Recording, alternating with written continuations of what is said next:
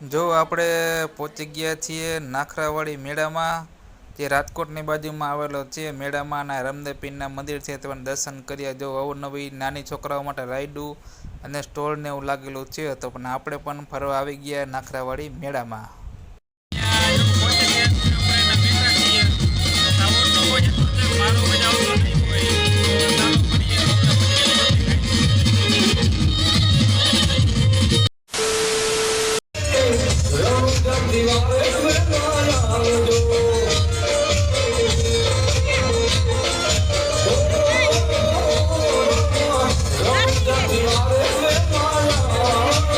કાલે મેળામાંથી આવી ગયા હતા અને સાંજે બહુ લેટ થઈ ગયું હતું, એટલા માટે આપણે વિડીયોને એન્ડ કરી શક્યા નહીં. અને રાજકોટની બાજુમાં આપણે નાખરાવાડી ગામ છે, જ્યાં રામદેવપીરનું મોટું મંદિર આવેલું છે.